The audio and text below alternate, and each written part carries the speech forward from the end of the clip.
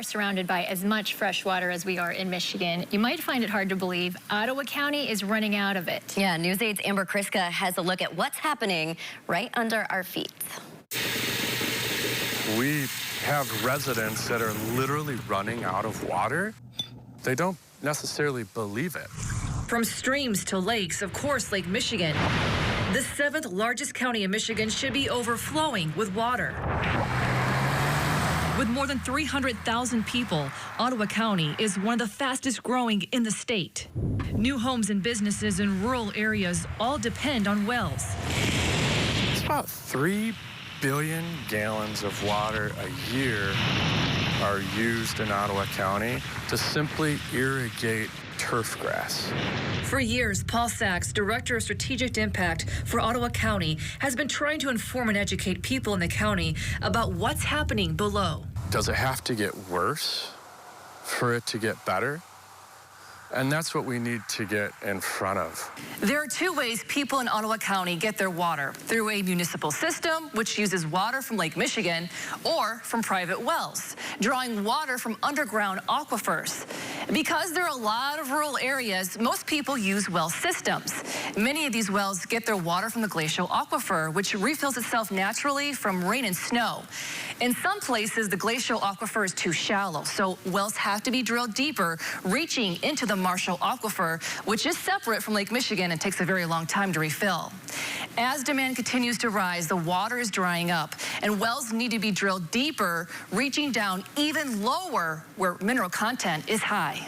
Sachs takes me to a monitoring well at Allendale Public Schools. It's one of 15 sites across the county. The county is collecting data and materials to see what's happening with the water system. When it rain falls, how is the Marshall charging when we're pumping water? What does that do with the static water levels? And we can start to do scenario planning. The deeper you go, the more gravel you get. And we've got these each marked from 0 to 15 feet up to 165 feet deep, and you can start to see the difference. That is impermeable. Water can't get through it. And look at the depth. This is a very large clay lens that's preventing any water from getting any deeper. We're going to have that extend deeper into the water. Steve Hexel, owner of Hexel Brothers Well Drilling, knows what's going on below. His company has received plenty of calls over the years from people having water problems. The typical call we get, somebody calls up, yeah, water was working fine yesterday, but woke up this morning and they don't have any water. Hexel says with some wells they've drilled in the last 10 years, they've already had to go back and put pumps deeper. And a lot of those areas where we see a lot of heavy development, new homes. At this call, his team is there for a shallow well. We're trying to reconstruct this well to make it more usable, and hopefully spring rains and everything brings the water table back up to where it should be. That has been one of the biggest challenges that we're dealing with on this groundwater issue in the county, is the general public understanding what is happening.